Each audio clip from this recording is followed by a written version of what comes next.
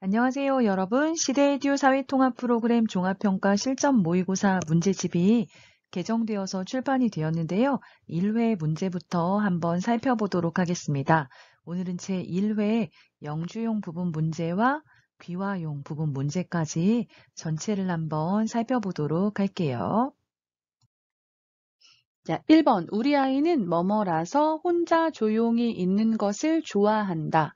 자, 아이의 성격을 고르는 문제인데요. 우리 아이는 혼자 조용히 있는 것을 좋아하는 성격이에요. 자, 그럼 1번, 2번, 3번, 4번 중에 혼자 조용히 있는 것을 좋아하는 성격 뭐라고 할까요? 네, 내성적이라고 합니다. 내성적이라서 혼자 조용히 있는 것을 좋아한다. 자, 내성적인 사람은 자기 생각을 밖으로 이야기하지 않고요. 혼자 조용히 있는 것을 좋아하죠. 자, 내성적의 반대는 외향적이 있습니다. 자, 외향적은 자기가 생각하는 걸 밖으로 잘 드러내고 또 처음 만나는 사람에게도 먼저 다가가서 인사할 수 있고 별로 스트레스를 받지 않아요. 그리고 활동적인 걸 좋아해요. 그래서 뭐 밖에 나가서 어떤 활동을 한다거나 이런 것도 참 좋아하죠. 자, 긍정적이다는 어떤 일이 일어났을 때 그것의 좋은 점을 먼저 보는 성격을 말하고요. 어떤 일이 생겼을 때 잘 될 거야 라고 생각하는 성격을 말합니다. 자, 적극적이다는 시키지 않아도 스스로 어떤 일들을 찾아서 하는 사람을 적극적이다 말합니다. 그래서 긍정적이다 반대말은 부정적이다 이렇게 얘기하고요. 적극적이다의 반대말은 소극적이다 이야기합니다. 소극적인 것은 누군가 시켜야 어떤 일을 하는 사람을 말하죠. 자, 그래서 1번은 이제 성격을 표현하는 어휘를 살펴보았습니다. 자, 2번 싱크대가 뭐에서 물이 안 내려가요? 자, 뒤에 보시면 물이 안 내려가요 말하고 있어요. 자, 싱크대가 어떨 때 물이 안 내려가요? 네, 막혔을 때 물이 안 내려가죠. 그래서 싱크대가 막히다. 또 여러분 3단계 책에 보시면 뭐 변기가 막히다. 또 사용할 수 있는 게 세면대가 막히다. 이렇게 사용할 수가 있겠습니다. 그래서 막히다에다가 이유에 아서, 어서 써서 막히다, 막혀서 이렇게 사용하면 되겠습니다. 자, 일본의 새에서도 여러분이 알아두시면 좋겠어요. 자, 벽에서 물이 새다 이렇게 사용합니다. 비가 왔는데 벽에서 물이 뚝뚝뚝 떨어져요. 벽에서 물이 새다 이렇게 말하죠. 그래서 2번의 답은 2번이 되겠습니다. 3번 연말에는 한 해를 돌아보며 회사 동료들이나 가족들과 모여서 이것을 한다. 자, 여기서 중요한 건 연말이라는 단어인 것 같아요. 자, 연말. 1년의 끝을 말하죠. 보통 12월을 말합니다. 12월. 연말에는 한 해를 돌아보며 1년을 돌아보면서 회사 동료들이나 가족들과 모여서 모임을 합니다. 어떤 모임을 합니까? 동창회, 반상회, 송년회, 야유회. 자, 1년 마지막에 1년을 잘 살았던 것을 축하하면서 파티를 해요. 그걸 송년회라고 하죠. 올해 수고했어요. 1년 잘 가요 파티하죠. 송년회라고 합니다. 그래서 3번은 송년회를 한다. 이렇게 답을 찾으면 되겠습니다. 자, 그러면 동창회는 뭔가요? 동창회. 동창회는 같은 학교를 졸업한 사람의 모임입니다.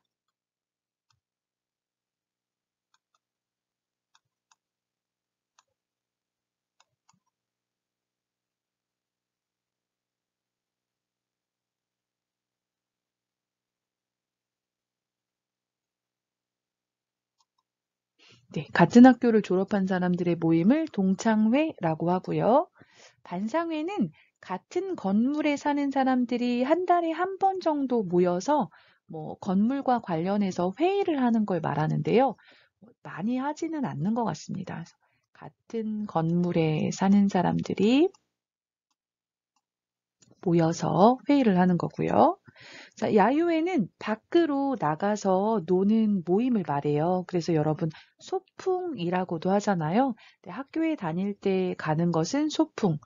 회사에서 밖에 나가서 놀아요. 이런 경우에는 야유회라고 합니다. 그래서 3번의 답은 송년회가 되겠습니다. 4번, 나는 시간이 있으면 예쁜 풍경 사진을 찍어서 블로그에 보낸다, 올린다, 검색한다, 구매한다. 뭘까요? 자, 내가 사진을 찍어서 이 사진을 어디에? 블로그에 뭐 한다? 올린다라고 하죠. 올린다. 그래서 다른 사람들이 볼 수 있도록 내 핸드폰의 사진을 블로그에 올린다. 이렇게 말하죠. 반대로 영화를 보기 위해서 인터넷에서 어떤 것을 내 핸드폰으로 받아요. 그건 다운받다, 다운로드하다 이렇게 얘기하죠.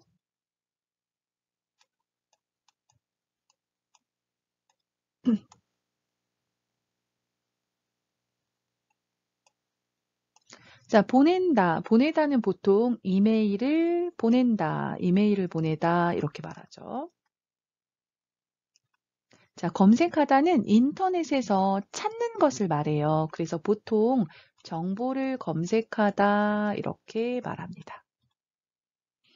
자, 구매한다, 구매하다는 물건을 사다예요. 그래서 사다 또는 구입하다 의 의미라고 알아두시면 되겠습니다. 여기서는 시간이 있으면 예쁜 풍경 사진을 찍어서 어디에? 블로그에 올린다. 이렇게 찾으면 되겠습니다. 자, 5번부터는 문법 문제가 나옵니다. 자, 이쪽으로 앉으세요. 머리를 어떻게 해드릴까요? 여름이니까 좀 짧다, 잘라주세요. 자, 가의 질문을 보면요. 머리를 어떻게 해드릴까요? 어떻게 질문하고 있어요? 그것에 대한 대답으로 자르다, 잘라주세요. 그런데 어떻게 잘라주세요? 어떻게 짧게 잘라주세요. 이렇게 대답하면 되겠습니다. 자, 여러분, 형용사가 뒤에 동사를 설명해요. 그럴 때 형용사, 동사 이렇게 쓰시면 되겠습니다. 그래서 짧다, 짧게 잘라주세요. 자, 우리 식사할 때 맛있다, 드세요, 동사. 자, 맛있다, 드세요. 어떻게 드세요? 맛있게 드세요 말하잖아요. 그래서 형용사, 동사 이렇게 동사 앞에서는 형용사의 다를 지우고 개를 쓰면 됩니다. 자, 반대로 형용사가 명사 앞에 있어요. 그럴 때는 형용사 니은, 명사 쓰시면 되겠습니다. 예쁘다, 꽃, 짧다, 머리 이렇게 말하면요. 자, 예쁘다 받침 없어요. 예쁜 꽃. 짧다, 짧은 머리 해서 자, 명사 앞에서는 형용사 명사 쓰고요. 동사 앞에서는 형용사 동사 사용한다 기억하시면 되겠습니다. 자, 그 다음 6번 가볼까요? 자, 어릴 때 어떤 음식을 좋아했어요? 초콜릿과 같은 단 음식을 자주 먹다. 자, 어릴 때 자주 먹었어요. 자주. 초콜릿과 같은 단 음식을 먹고 또 먹고 또 먹고. 자, 어릴 때 어떤 음식을 좋아했어요? 과거에 어떤 동사를, 행동을 반복해서 했어요. 그럴 때 사용하는 게 먹곤 했어요. 곤 했어요입니다. 그래서 동사 곤 했다 이렇게 사용하면요. 과거에 반복해서 했던 일을 말할 때 사용합니다.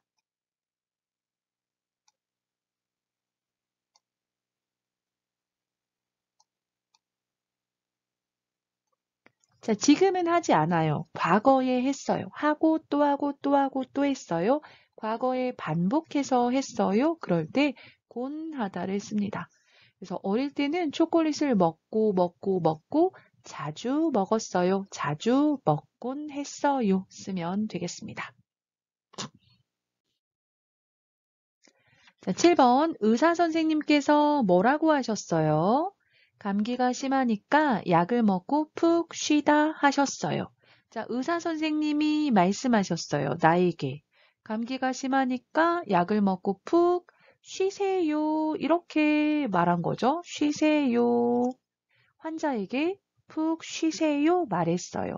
자, 그 말을 듣고 내가 다른 사람에게 전달해요. 자, 7번은 간접화법을 찾는 문제예요. 자, 간접화법 중에서 어떤 것을 사용해야 할까요? 그건데요. 자, 여기서는 대화의 내용을 보니까 약을 먹고 푹 쉬세요 이렇게 말했어요. 그쵸? 명령이죠, 명령. 쉬세요, 명령. 자, 명령 간접화법을 말할 때 어떻게 합니까? 자, 동사 으라고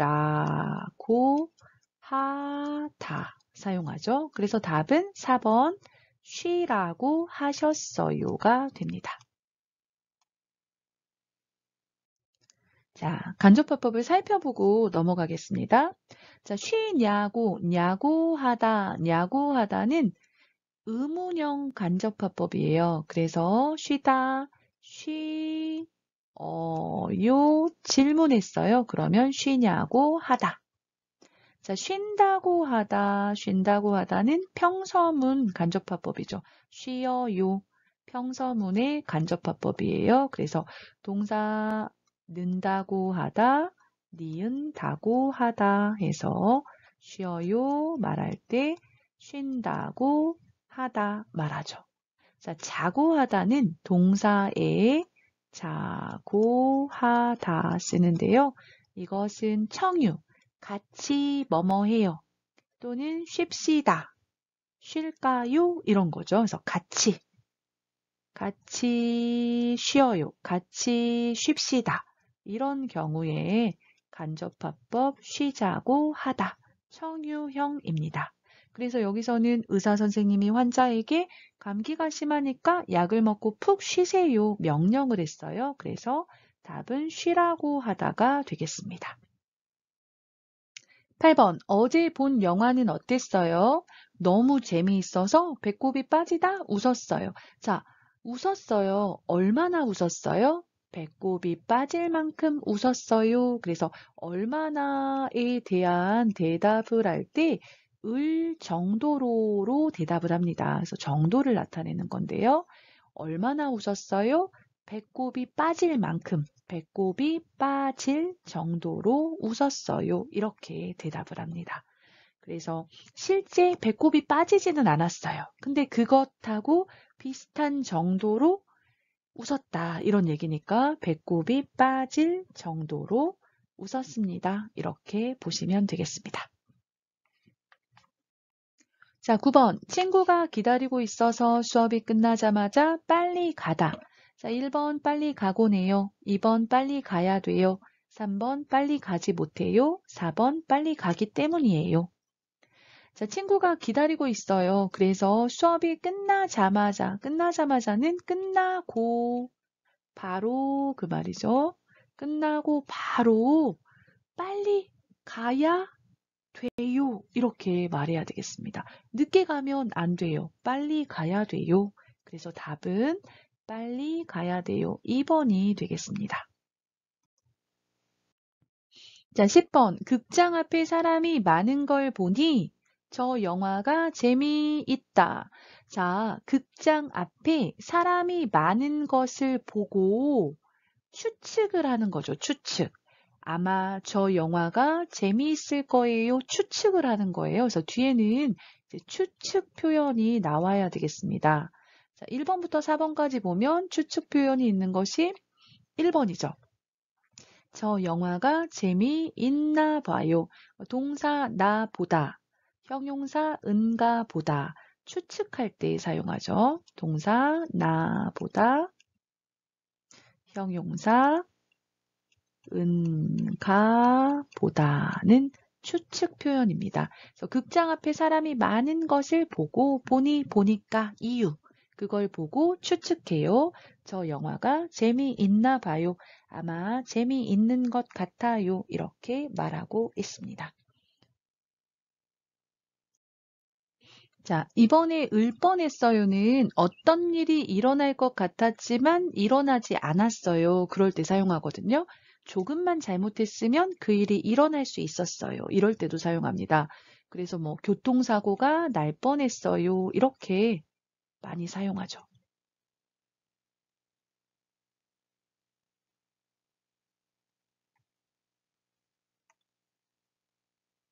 뭐 조금만 잘못했으면 교통사고가 날 뻔했어요. 자, 3번에 저 영화가 재미있는 척했어요. 는 척하다는 거짓 행동을 할 때 말합니다. 친구가 음식을 만들어줬는데 사실은 맛이 없었어요. 하지만 내가 맛있다, 맛있다 하면서 먹었어요. 음식이 맛있다, 맛있는 척했어요. 이렇게 말하죠. 그래서 거짓 행동을 할 때, 거짓으로 행동할 때 사용합니다. 자, 는 법이다는 동사 하는 것이, 동사, 형용사 하는 것이, 자연스럽다 또는 당연하다 이렇게 말할 때 사용합니다. 그래서 아이들은 부모를 따라하는 법이에요. 이렇게 말하죠.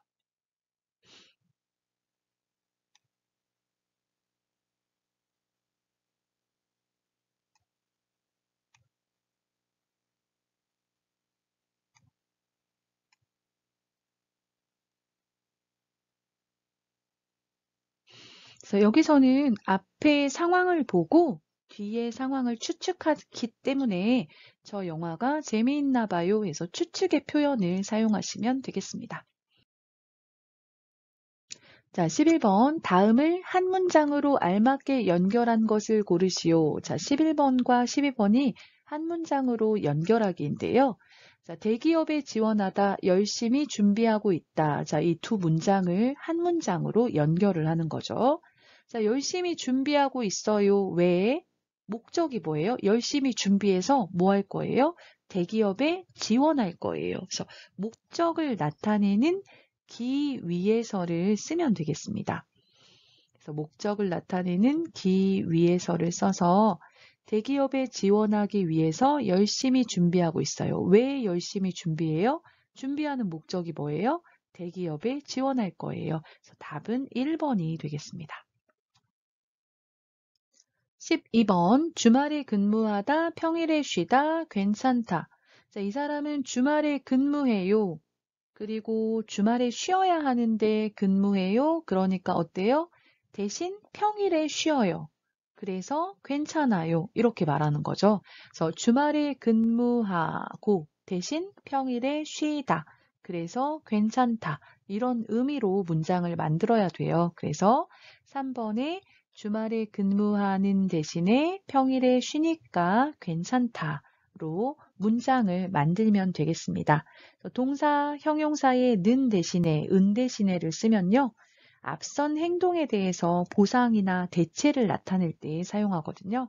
그래서 동사, 는 대신에 또 형용사, 은 대신에 사용해서 앞선 행동에 대한 보상 또는 그것에 대해서 다른 것으로 바꿔요. 대체 이런 것들을 나타낼 때 사용합니다. 그래서 여기서는 는 대신에를 사용해서 주말에 근무하는 대신에 평일에 쉬니까 괜찮다, 괜찮습니다. 이렇게 말하면 되겠습니다. 자, 13번, 14번 문제는 다음 괄호에 알맞은 것을 고르시오입니다. 그래서 지문을 읽고 알맞은 표현을 찾아서 문장을 완성하면 되겠습니다. 자, 지문을 먼저 읽어보겠습니다. 사회생활을 하면서 여러 사람을 만나다 보면 갈등이 생기기도 하고 생각하지 못한 문제가 생겨서 상처를 받는 일도 자주 생긴다. 그래서 요즘 그동안 관계가 불편했던 사람이나 오랫동안 연락을 하지 않은 사람과 괄호 인맥 다이어트를 하는 사람들이 늘고 있다고 한다. 그렇지만 이런 생각으로 사람들을 쉽게 정리하다 보면 곁에 남는 친구가 모두 없어져 버릴 수 있다는 것을 기억해야 한다. 자, 괄호에 들어가는 표현으로 1번 다시 연락하는 것을 뜻하는, 2번 관계를 정리하는 것을 의미하는, 3번 새로운 관계를 만드는 것을 뜻하는, 4번 갈등을 빨리 해결하는 방법을 의미하는. 자, 한번 볼게요. 사회생활을 하면서 우리가 뭐 직장에 다녀요. 그런 경우 사회생활을 하다 이렇게 말하죠. 사회생활을 하면서 여러 사람을 만나다 보면 갈등, 직장에 다니면서 뭐 집 밖에 나가서 뭐 학교에 다니면서 우리가 원하지 않는 사람과도 관계를 맺으면서 살도록 되어 있어요. 그쵸?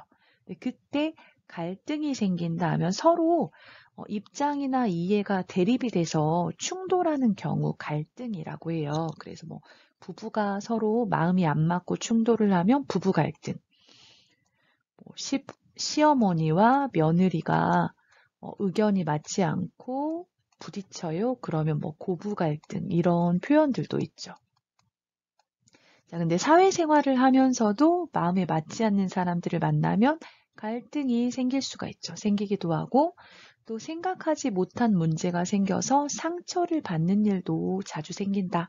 상처를 받다는 내 마음이 아파요. 속상해요. 그런 것들을 얘기하죠. 자, 그래서 요즘 그동안 관계가 불편했던 사람이나 또는 오랫동안 연락을 하지 않은 사람과 인맥 다이어트를 하는 사람이 있다. 인맥 다이어트를 하는 사람들이 늘고 있다.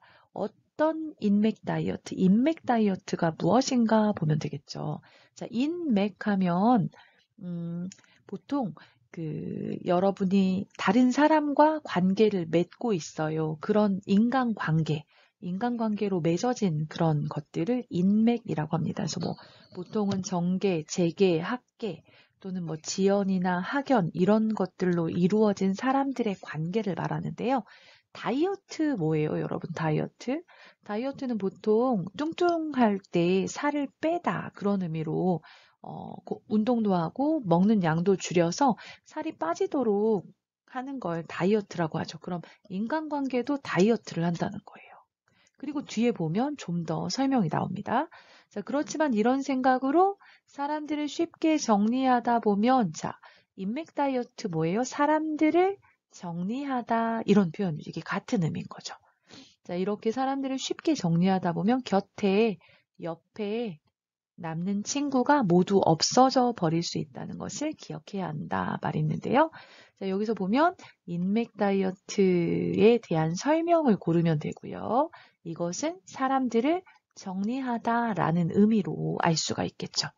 자, 그래서 여기서 보면 2번이 답이 되겠죠. 관계를 정리하는 것을 의미하는, 그러니까 지금까지 알고 지냈는데 내가 불편하거나 또는 오랫동안 연락을 하지 않아서 내 휴대전화 연락처에서 그 사람을 지우고 뭐 카톡 차단을 하고 이런 경우 인맥 다이어트를 하다 이렇게 말하는 거죠.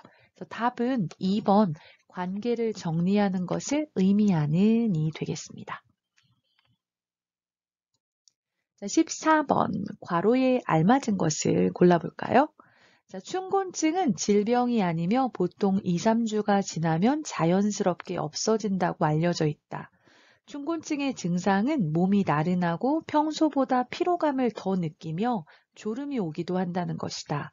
또한 기운이 없으며 학생들의 경우에는 집중력이 떨어져 수업을 듣는데 어려움을 느끼기도 한다.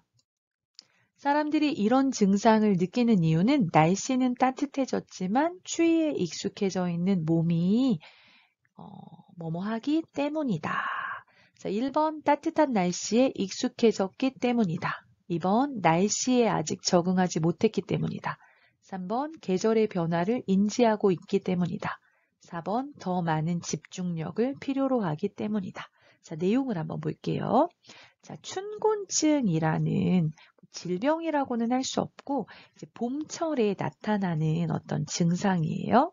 자, 춘곤증은 질병이 아니다. 몸이 아픈 것이 아니라는 거예요. 그래서 보통 2, 3주가 지나면 자연스럽게 없어진다고 알려져 있다. 자, 춘곤증의 증상은 몸이 나른하고, 나른하다. 이건 뭐예요? 뭔가 피곤하고 지치고 좀 기운이 없고 그런 것을 나른하다 이렇게 말합니다. 지치다, 좀 기운이 없다 그럴 때 나른하다 말하는데요. 여러분 봄철에 보면 좀 졸려요. 그쵸? 몸이 나른하다는 뭔가 졸린 느낌이 있어요. 그럴 때 나른하다 이렇게 말합니다.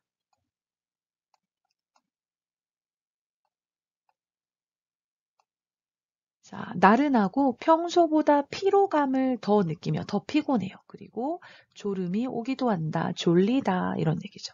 자, 봄철에는 이유 없이 좀 졸리는 경우가 있어요.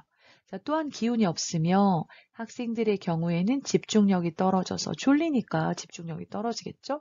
수업을 듣는데 어려움을 느끼기도 한다. 사람들이 이런 증상을 느끼는 이유는 왜 그럼 이런 증상을 느끼냐? 자, 날씨는 따뜻해졌지만 추위에 익숙해져 있는 몸이 자, 겨울이 지나고 봄이 되면 춘곤증이 봄에 생기는 증상이에요. 근데 날씨는 봄이 됐어요. 따뜻해졌어요. 그런데 우리 몸은 아직도 겨울이라고 약간 생각하고 있는 거죠. 우리 몸은 겨울에 맞춰져 있고 봄은 따뜻해지고 이런 차이가 있는 거죠. 그래서 추위에 익숙해져 있는 몸이 뭐하다? 날씨에 아직 적응하지 못했기 때문이다. 날씨가 따뜻해졌는데 우리 몸은 아직 어떤 상태냐면 추운 날씨에 맞는 상태인 거예요. 그래서 춘곤증이 생긴다. 이렇게 말하고 있네요. 그래서 날씨는 따뜻해졌지만 몸이 아직 따뜻한 날씨에 적응하지 못했어요. 추위에 익숙해져 있는 몸이 날씨에 아직 적응하지 못했기 때문이다. 그래서 답은 2번이 되겠습니다. 15, 16번은 다음을 읽고 물음에 답하는 문제입니다. 자, 지문을 읽어보겠습니다. 국제화 시대에 갖춰야 할 것이 무엇인지에 대해 직장인 100명에게 설문조사를 실시했다. 설문조사 결과 외국어 능력을 갖춰야 한다는 대답이 56%로 가장 많았다. 직장인들은 업무 수행 시 외국어를 꼭 사용하는 것은 아니지만 외국어 능력은 국제화 시대에 반드시 필요하다라고 입을 모았다. 다음으로는 서로의 다양한 문화를 존중하기 위하여 편견과 선입견을 버려야 한다는 응답이 23%로 뒤를 이었다. 이를 위해서는 어렸을 때부터 세계 시민 교육을 통해 기억이라고 덧붙였다. 마지막으로 국제화 시대에 갖춰야 할 것은 국제사회에 대한 배경 지식이라는 대답도 있었다. 이를 통해 국제화 시대에 갖춰야 할 것으로 외국어 능력을 가장 중요하게 생각한다는 것을 알 수 있었다. 자, 15번은 윗글의 제목으로 가장 알맞은 것을 고르시오라는 문제예요. 그래서 이 글의 제목, 이 글의 주제가 무엇인지 고르는 거죠. 자, 보시면 첫 번째 줄에 보면 국제화 시대에 갖춰야 할 것이 무엇인지에 대해서 직장인 100명에게 설문조사를 실시했다 이렇게 말했어요. 그리고 마지막 보면 국제화 시대에 갖춰야 할 것으로 외국어 능력을 가장 중요하게 생각한다는 것을 알 수 있었다 해서 이 글의 제목은 보면 1번 국제화 시대와 다문화 사회, 2번 국제화 시대에 필요한 능력, 3번 국제화 시대를 위한 조기 교육, 4번 국제화 시대를 살기 위한 노력 이렇게 되어 있는데요. 자, 여기서는 국제화 시대에 갖춰야 할 것이 무엇인지 말하고 있으니까 뒤에도 보면 국제화 시대에 갖춰야 할 것으로 해서 말하고 있잖아요. 그래서 2번에 국제화 시대에 필요한 능력 이렇게 고르시면 되겠습니다. 국제화 시대에 어떤 능력을 가지고 있어야 되냐, 어떤 능력을 갖춰야 하느냐 그런 것들을 이야기하고 있는 거죠. 그래서 답은 15번에 2번이 되겠습니다. 16번은 윗글의 기억에 들어갈 내용으로 알맞은 것을 고르는 거예요. 1번 외국어를 구사해야 한다. 2번 배경 지식을 공부해야 한다. 3번 다양한 문화를 경험해야 한다. 4번 직장인에게 설문조사를 해야 한다. 자, 내용을 한번 살펴볼게요. 자, 국제화 시대에 갖춰야 할 것, 국제화 시대에 인재가 가져야 하는 어떤 능력 말하는 거죠. 자, 국제화 시대에 갖춰야 할 것이 무엇인지에 대해서 직장인 100명에게 회사에 다니는 사람 100명에게 설문조사를 했어요. 자, 설문조사 결과 외국어 능력을 갖춰야 한다는 대답이 56%로 1위, 가장 많았다.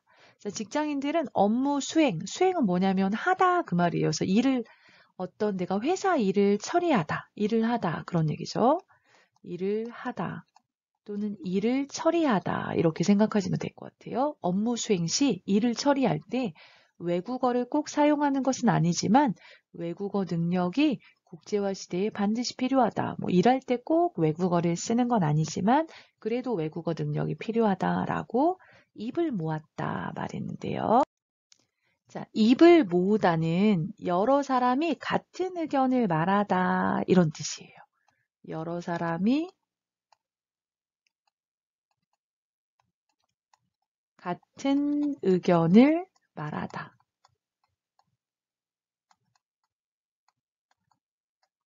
그러니까 여러 사람들이 외국어 능력이 필요하다 이렇게 같은 의견을 말했다는 거죠. 자, 다음으로는 했으니까 두 번째 얘기하는 거죠. 서로의 다양한 문화를 존중하기 위하여 편견과 선입견을 버려야 한다는 응답이 23%로 뒤를 이었다. 두 번째라서 다음으로는 뒤를 이었다 이렇게 말했고요. 자, 편견하면 한쪽으로 치우쳐서 공정하지 못한 생각. 뭐 예를 들면 키가 작은 사람은 농구를 못할 거라는 편견이 있다. 키가 작아도 농구를 잘하는 사람도 있어요. 그렇죠? 선입견도 비슷합니다. 어떤 사실이나 사람에 대해서 자세히 판단하지 않고 미리 뭐뭐뭐 할 것이다 라고 가지고 있는 잘못된 생각을 선입견이라고 합니다. 자, 근데 서로 다양한 문화를 존중하기 위해서 편견, 선입견을 버려야 한다 말했어요. 자, 이를 위해서 뭘 하기 위해서? 다양한 문화를 존중하기 위해서 어렸을 때부터 세계 시민 교육을 통해서 뭐뭐다고 덧붙였다. 어떻게 해야 돼요? 외국어를 구사해야 된다. 이건 첫 번째라서 아니죠. 배경 지식을 공부해야 한다?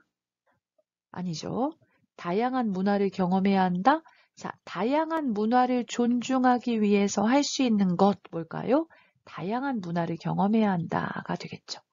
자, 그래서 다양한 문화를 경험해야 한다고 덧붙였다. 이어서 말했다는 거죠.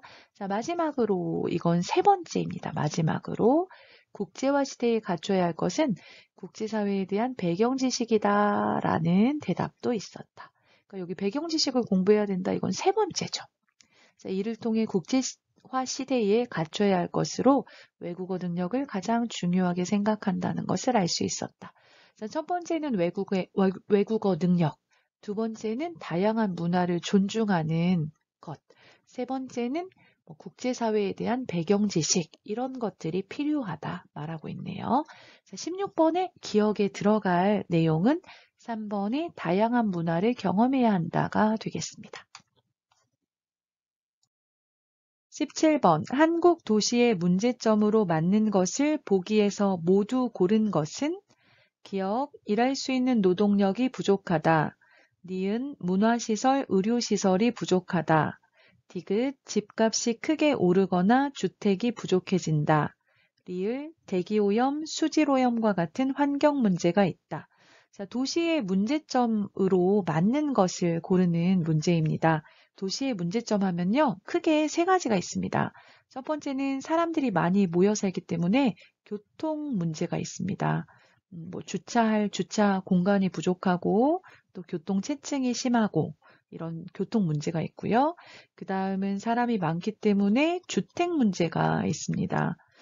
집값이 비싸거나 또 사람들이 모여서 살기 때문에 집을 구하기가 어렵고 이런 문제들이 있고요. 그리고 세 번째는 환경 문제가 있습니다. 그래서 환경 오염 문제까지 해서 이렇게 세 가지 문제가 있는데요.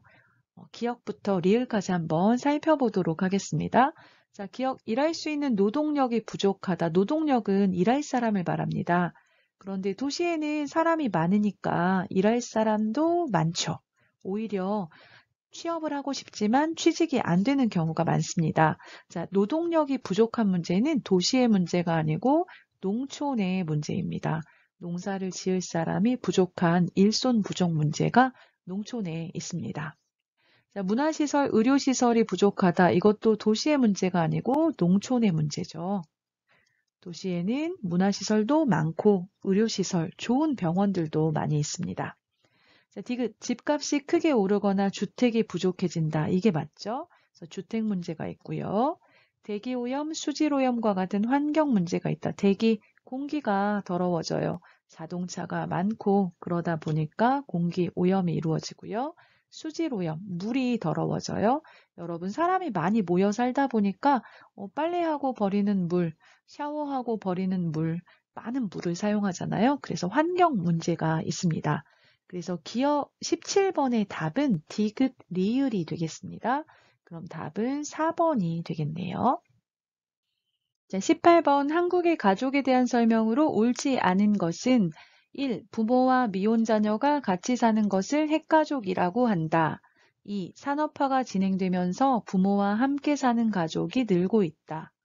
3. 과거에는 결혼한 자녀가 부모님을 모시고 사는 경우가 많았다. 4. 1인 가구가 늘고 있으며 최근 결혼 연령이 점점 높아지고 있다. 자, 한국의 가족에 대한 설명으로 옳지 않은 것, 틀린 것을 찾는 문제입니다. 자, 1번 부모와 미혼 자녀가 결혼을 하지 않았어요. 결혼하지 않았어요. 미혼. 부모와 미혼 자녀가 같이 사는 것을 핵가족이라고 한다. 맞죠? 그래서 한국의 많은 가족 형태 중에 하나입니다. 핵가족이요. 자, 이번 산업화가 진행되면서 부모와 함께 사는 가족이 늘고 있다. 이게 틀렸죠. 예전에는 농사만 지었는데요. 산업화, 2차 산업, 3차 산업이 발달하면서 청년들이 도시에 모여서 취업을 하거나 이렇게 되면서 부모님은 농촌에 사시고 자녀들은 도시에 와서 따로 살게 따로 살게 되었죠. 그래서 부모와 함께 사는 가족이 늘고 있다는 틀린 답이 되겠습니다. 자, 3번 과거에는 결혼한 자녀가 부모님을 모시고 사는 경우가 많았다. 이 과거에는 결혼한 자녀가 그것도 장남, 첫째 아들이 부모님을 모시고 살았습니다. 그래서 부모님과 자녀와 또 손자, 손녀까지 3대가 함께 살았는데요. 이런 가족의 형태를 확대 가족이라고 합니다. 과거에 많았죠. 자, 4번 1인 가구가 늘고 있으며 최근 결혼 연령이 점점 높아지고 있다. 자, 1인 가구 혼자 사는 사람들이 늘고 있어요. 그쵸? 그리고 최근 결혼 연령, 결혼하는 나이가 점점 많아지고 있습니다. 맞죠? 그래서 18번에 옳지 않은 답은 2번이 되겠습니다. 자, 19번 한국에서 태극기를 달아야 하는 국경일에 해당하는 것을 보기에서 모두 고른 것은 기역 설날, 니은 어버이날, 디귿 광복절, 리을 제헌절, 미음 한글날, 비읍 성탄절. 자, 한번 찾아볼까요? 설날 아니죠? 음력 1월 1일인데요. 한국의 명절이지만 태극기를 달지는 않습니다. 자, 어버이날 5월 8일이죠. 부모님께 감사하는 날인데요. 이날도 태극기를 달지 않습니다. 자, 광복절 태극기를 달죠. 8월 15일로 일본의 지배를 받다가 독립한 것을 기념하는 날입니다. 자, 리을 제헌절 이것도 태극기를 다는 날입니다. 7월 17일로 한국 최초로 헌법이 만들어진 날이 1948년 7월 17일이에요. 그래서 헌법을 만든 것을 기념하는 날입니다. 헌법을 제정했어요. 그걸 기념하는 날이죠. 자, 한글날도 태극기를 달아야 되겠죠? 10월 9일입니다. 세종대왕이 한글을 만들었어요. 그걸 기념해서 한글날로 축하하고 있습니다. 자, 비읍 성탄절, 예수님 생일인데요. 이날 태극기를 달지는 않습니다. 그래서 태극기를 달아야 하는 국경일, 국가경축일은 광복절, 제헌절, 한글날 이렇게 3가지가 되겠습니다. 그럼 정답은 디귿, 리을, 미음 4번이 되겠네요. 자, 20번 보겠습니다. 한국의 보육제도에 대한 설명 중 옳은 것은 1. 아이행복카드로 보육비, 유아학비를 지원하고 있다. 2. 아이행복카드는 은행 방문을 통해서만 신청할 수 있다. 3. 만 7세 이상의 아동이 있는 가정에 아동수당을 지원한다. 4. 취약전 자녀를 집에서 양육하는 경우에는 지원받을 수 없다. 자, 한국의 보육제도에 대한 설명 맞는 것 찾아보겠습니다. 자, 아이행복카드로 보육비, 유아학비를 지원하고 있다. 1번이 맞네요. 그쵸? 자, 아이행복카드를 만들어서 이 아이행복카드로 어린이집에 다니는 경우에는 어린이집 보육비를 카드로 결제하면 국가에서 그 보육비를 내주고요. 유치원에 다니는 아동의 경우 유아학비를 아이행복카드로 결제하면 국가에서 지원을 해주죠. 그래서 1번 맞고요. 자, 그럼 2번부터 4번까지 무엇이 틀렸는지 한번 살펴볼까요? 자, 2번 아이행복카드는 은행 방문을 통해서만 신청할 수 있다. 여기 많이 틀렸습니다. 명사만 나오면 여러분 조심하셔야 돼요. 보통 틀리는 경우가 많습니다. 명사만 나오면 좀 유의해서 보셨으면 좋겠습니다. 자, 아이행복카드는요, 은행에 직접 가서 방문해서 만들 수 있고요.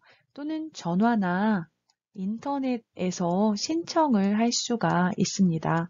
그래서 방문을 통해서만 신청할 수 있다는 틀리죠.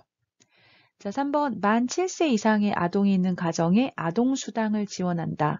유치원이나 어린이집에 다니는 아이든지 아니면 그렇지 않은 아이든지 모든 아이들에게 한 달에 10만 원씩 아동수당을 지원하고 있습니다. 근데 이것은 만 7세 이상이 아니고 만 7세 미만의 아동에게 지원하고 있는 것입니다.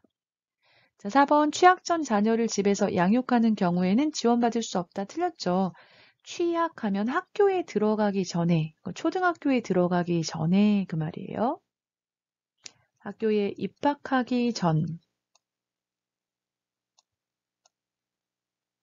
입학하기 전에 자녀를 어린이집이나 유치원에 보내지 않고 집에서 양육하는 경우에는 양육수당을 지원하고 있습니다. 그래서 보육제도를 보면요. 어린이집이나 유치원에 다녀요. 어린이집이나 유치원에 다니는 아이들에게는 아이행복카드로 보육료, 유아학비를 지원하고요. 자, 어린이집이나 유치원에 다니지 않아요? 그런 아이들은 부모님 통장으로 양육수당이 지원되고 있습니다. 그리고 어린이집에 다니든지 다니지 않든지 모든 아이들에게, 대한민국 국민 모든 아이들에게 아동수당을 지원하고 있습니다. 한 달에 10만 원씩 지원해 준다고 하더라고요. 그래서 이렇게 자녀를 키우세요 하고 국가에서 지원해 주는 제도들이 있습니다. 자, 21번 보겠습니다. 한국의 초, 중, 등 교육기관에 대한 설명으로 옳지 않은 것은 1. 한국에서는 만 7세부터 초등학교에 입학할 수 있다. 2. 각 학년은 2학기로 운영되며 1학기는 3월에 시작된다. 3. 중학교 3년 과정 중에서 1년은 자유학년제로 운영되고 있다. 4. 한국에서의 의무교육기간은 9년으로 꼭 교육을 받아야 한다. 자, 한번 살펴보도록 하겠습니다. 자, 한국의 초, 중, 등 교육기관, 초등 교육기관은 초등학교고요. 한국의 중등 교육기관 하면 중학교하고 고등학교가 포함됩니다.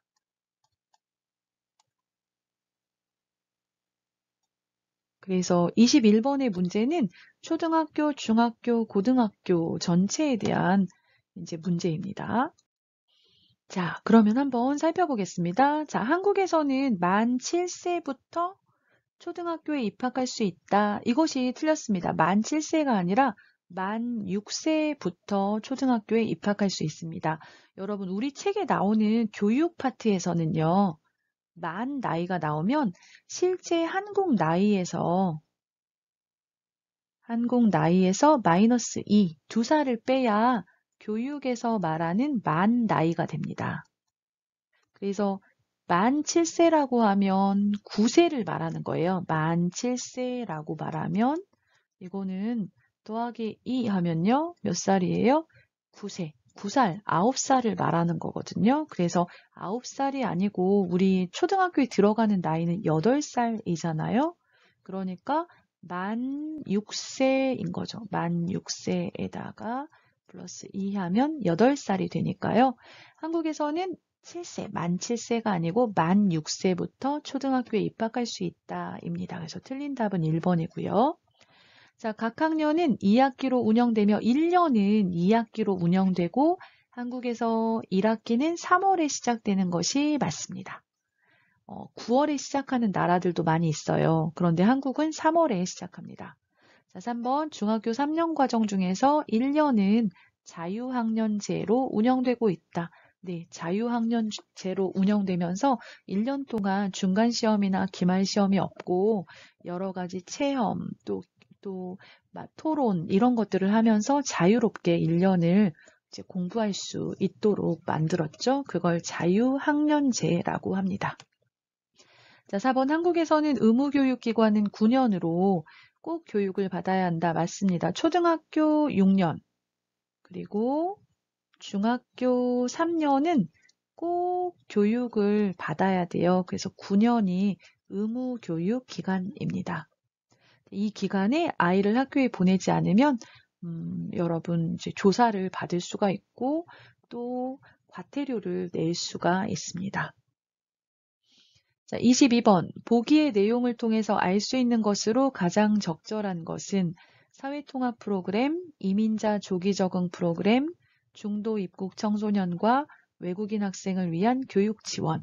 자, 1번. 이 과정을 신청하여 이수하면 국적을 취득할 수 있다. 2번. 이주 배경 청소년의 자립을 지원하는 맞춤형 서비스다. 3번. 이주민들의 적응과 정착을 지원하기 위한 프로그램이다. 4번. 고용보험에 가입한 적이 있는 외국인만 신청할 수 있다. 자, 22번의 답은 몇 번일까요? 네, 답은 3번입니다. 자, 한 가지 프로그램만 설명하는 답은 안 되고요. 세 가지를 모두 포함하는 것, 세 가지가 모두 공통으로 해당되는 내용을 찾으셔야 합니다. 자, 1번 이 과정을 신청하여 이수하면 국적을 취득할 수 있다. 이제 사회통합 프로그램을 이수하면 국적을 취득할 때 혜택이 있죠. 이 과정을 신청해서 이수하면 꼭 국적을 받는 것이 아니라 국적을 신청해서 국적을 취득할 때 플러스 점수, 혜택이 있습니다. 그리고 이제 그것은 사회통합 프로그램에만 해당이 되고요. 자, 이주 배경 청소년의 자립은 스스로 살다 이런 뜻이에요. 그래서 자립을 지원하는 맞춤형 서비스다. 이것은 요 중도 입국 청소년과 외국인 학생을 위한 교육 지원이 들어갈 수 있을 것 같은데요. 세 가지가 모두 들어가는 것은 아닙니다. 자, 그 다음 3번 이주민들의 적응과 한국 사회에 적응할 수 있도록 그리고 적응해서 잘 살 수 있도록 정착을 지원하기 위한 프로그램이다. 이것은 이 세 가지가 모두 포함이 된다고 볼 수 있겠습니다. 그래서 답은 3번이 되고요. 자, 고용보험에 가입한 적이 있는 외국인만 신청할 수 있다. 그렇지 않죠. 한국에 있는 외국인들은 신청할 수가 있습니다. 자, 23번. 보기에 해당하는 한국의 명절에 대한 설명으로 옳지 않은 것은 보기 한해를 시작하는 날로 1년 중에 가장 큰 명절이다. 집집마다 가래떡을 납작하게 썰어서 끓인 음식을 먹는다. 자, 1번. 이날에는 대체로 아이들에게 설빔을 입힌다. 2번. 집안의 어른들께 큰 절을 올리고 덕담을 나눈다. 3번. 일반적으로 이날 전에 미리 조상의 묘지를 벌초한다. 4번 가족과 친척들이 모두 함께 모여 윷놀이를 즐긴다. 자, 보기에서 말하는 한국의 명절이 무엇인지 한번 봅시다. 자, 한 해를 시작하는 날이다. 그럼 1월 1일, 음력 1월 1일 뭐예요? 네, 설날을 말하고 있습니다. 한 해를 시작하는 날로 1년 중에 가장 큰 명절이다. 자, 이날 집집마다 가래떡을 납작하게 썰어서 끓인 음식을 먹는다. 자, 가래떡을 납작하게 썰어서 끓인 음식, 이거 뭐예요? 떡국이죠, 떡국. 자, 떡국을 먹는 날, 한 해를 시작하는 날, 언제예요? 네, 맞습니다. 설날입니다. 그러면 설날에 대한 설명으로 옳지 않은 것을 고르면 되겠네요. 자, 1번. 이날에는 대체로 아이들에게 설빔을 입힌다. 설빔은 새 옷을 말합니다. 자, 설날이 되기 전에 부모님이 예쁜 옷을 사서 선물해 주죠. 맞습니다. 자, 집안의 어른들께 큰 절을 올리고, 자, 세배를 해요. 큰 절을 올리고 세배를 하고 덕담을 나눈다. 건강하세요. 오래오래 사세요. 맞죠? 자, 3번. 일반적으로 이날 전에 미리 조상의 묘지를 벌초한다. 맞나요? 네, 아닙니다. 자, 벌초는 언제 해요? 추석 때 합니다. 추석 전에. 네, 조상의 묘지가 있죠. 조상의 묘지가 있는데요. 네, 조상님을 예전에는 매장을 많이 했습니다. 근데 이 조상의 묘지에 봄, 여름, 가을, 추석은 가을에 있잖아요. 그래서 봄부터 날씨가 따뜻해지면서 풀이 잔뜩 자라나게 됩니다. 그래서 그 묘지가 깨끗하지가 않은 거죠. 근데 추석 때 이 묘지에 가서 조상님께 이제 차례를 지내잖아요. 그래서 그 묘지에 추석 때 가기 전에, 그러니까 추석 한 주, 두 주 전에 어, 미리 가서 그 묘지를 깨끗하게 청소를 해주는 거예요. 묘지를 깨끗하게 청소를 해서 추석 때 갈 수 있도록 하는 거죠. 자, 그래서 미리 가서 깨끗이 청소를 하고 추석 때는 가서 이제 차례를 지내고 하는 거죠. 자, 그래서 3번은 설날에 대한 설명이 아니고요. 추석에 대한 설명입니다. 자, 4번 가족과 친척들이 모두 함께 모여서 윷놀이를 즐긴다. 자, 명절에 하는 놀이, 특히 설날에 하는 놀이로 윷놀이가 있습니다. 맞습니다. 그래서 23번에 옳지 않은 답은 3번이 되겠습니다. 자, 24번. 한옥에 대한 설명으로 옳은 것은 1. 냉방장치인 온돌과 난방장치인 대청마루를 가지고 있다. 2. 햇볕이 잘 들어오도록 동쪽으로 바라보고 지은 집을 선호했다.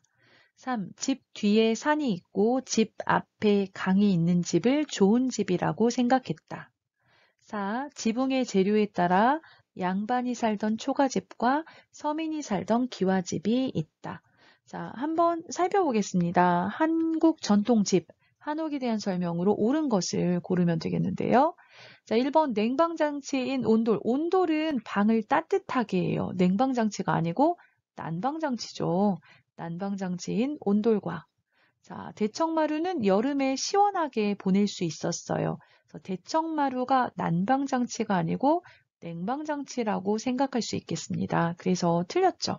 냉방장치인 온돌이 아니고 난방장치인 온돌과 그리고 냉방장치인 대청마루를 가지고 있다. 이렇게 말해야 되는데 두 가지가 바뀌었습니다.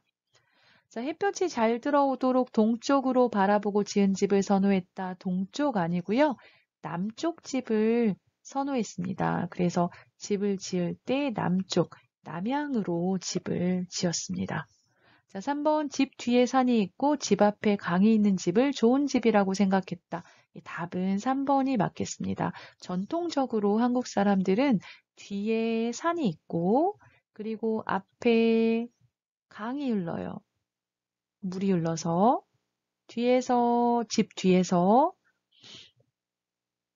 집 뒤에서 나무를 해다가 이제 불을 뗐어요. 온돌에다가 불을 떼고요. 앞에 물을 길어다가 빨래도 하고 밥도 하고 그렇게 이용을 했거든요. 그래서 이렇게 뒤에 산이 있고 앞에 물이 있는 이런 장소에 집을 지었는데 이런 집을 좋은 집, 또 이런 자리를 좋은 자리라고 생각했어요. 그래서 우리 책에 보시면 명당이라고 나오거든요. 좋은 집을 지을 수 있는 장소를 말하는 거죠. 그래서 이런 위치를 명당이라고 생각했습니다. 자, 4번 지붕의 재료에 따라서 양반이 살았어요. 초가집이 아니고 기와집입니다. 양반이 살았어요. 기와집. 자, 서민이 살았어요. 보통 사람들이 살았어요. 초가집이죠. 두 가지가 바뀌어서 4번도 틀렸습니다. 그래서 답은 24번에 3번이 되겠습니다. 자, 25번. 한국인이 가장 많이 참여하는 여가 활동인 휴식 활동에 해당하지 않는 것은 1번 낮잠, 2번 쇼핑, 3번 산책, 4번 TV 시청. 네, 여러분 책을 확인해 보시면 될 것 같습니다. 이번에 이제 바뀐 책에 여가 활동이 들어갔어요. 그래서 여러 가지 여가 활동이 나오는데 가장 많이 참여하는 여가 활동이 휴식 활동이라고 한다고 합니다. 그러니까 회사에 다니고 바쁘게 살고 하다 보니까 시간이 있으면 쉽니다. 이렇게 대답한 사람들이 많았던 것 같아요. 그래서 휴식 활동이라고 하면 쉬다라는 뜻이잖아요. 휴식이 쉬다 이런 뜻이기 때문에 낮잠을 자거나 1번 낮잠 맞죠.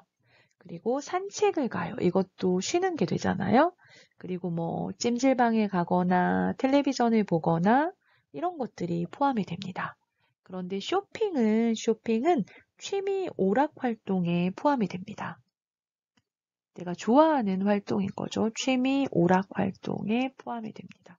그래서 나가서 물건을 사요. 기분이 좋아져요. 그런 거죠. 그래서 해당하지 않는 것은 2번이 되겠습니다.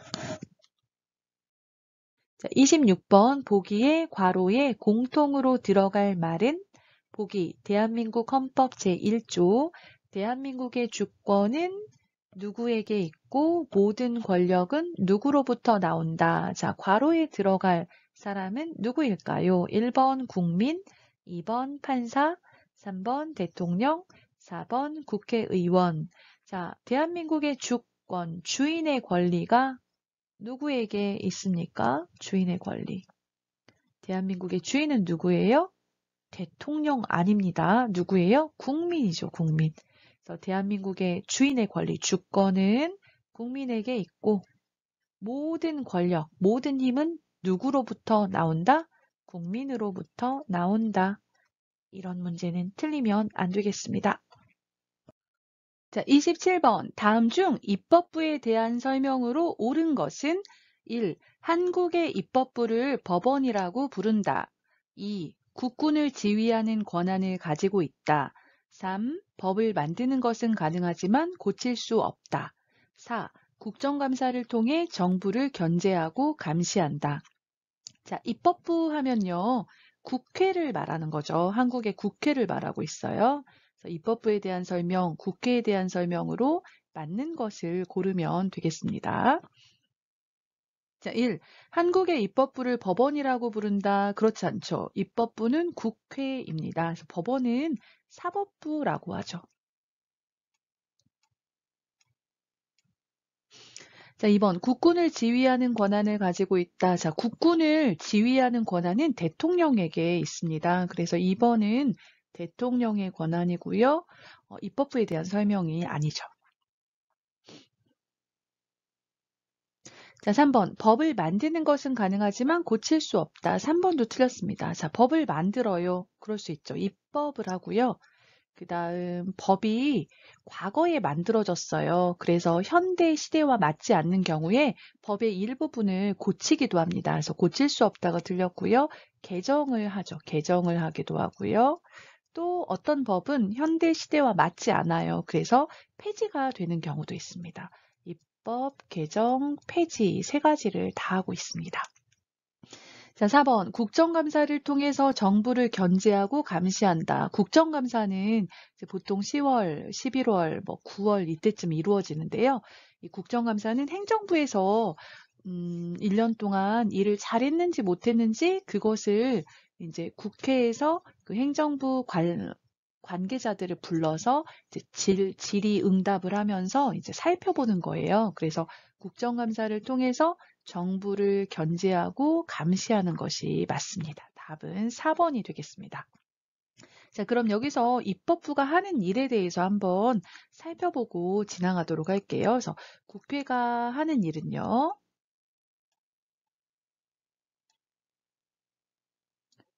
가장 큰 것은 법을 만드는 일이죠. 그래서 법을 만들고요. 그리고 아까 설명한 것처럼 법이 뭔가 현대 시대와 맞지 않는 경우에는 고쳐요. 개정을 하고요. 그리고 또 잘못된 법은 폐지하기도 합니다. 그래서 법을 만들고 법을 고친다. 기억하시면 되겠고요. 자, 두 번째는 정부에서 예산안을 만들어요. 1년 동안 어디에 돈을 얼마나 쓸지를 정하는 걸 예산안이라고 하는데요. 국회에서 이 예산안을 보고 예산안을 검토를 해요. 어느 곳에 너무 돈이 많다, 재정이 많이 들어간다 하면 재정을 줄이고 또 어떤 분야에 필요한 것보다 재정이 너무 적다 그러면 재정을 늘리기도 합니다. 그래서 검토해서 예산안을 확정하는 일을 국회에서 하고 있습니다. 자, 그 다음 세 번째는 여기에 나온 것처럼 국정감사를 통해서 정부가 일을 잘했는지 못했는지 그걸 검사하는 거예요. 그래서 국정감사를 통해서 행정부를 견제하고 감시하는 역할을 합니다. 자, 이렇게 입법부가 하는 일이 세 가지가 있다 기억하시면 되겠습니다. 자, 28번 한국의 일자리 상황에 대한 설명으로 옳은 것을 보기에서 모두 고른 것은 자, 보기 볼까요? 기억, 미국이나 유럽에 비해 실업률이 높은 편이다. 니은, 비정규직 노동자가 차지하는 비중이 커지고 있다. 디귿, 선진국에 비해 여성의 경제활동 참여 비율이 낮다. 리을, 실업에 대한 사회보장 제도가 선진국보다 잘 되어 있다. 자, 한국의 일자리 상황에 대한 설명으로 옳은 것을 보기에서 모두 고르세요 했어요. 자, 기억부터 한번 볼게요. 자, 기억, 미국이나 유럽에 비해 실업률이 높은 편이다 말했는데요. 자, 실업률 하면요.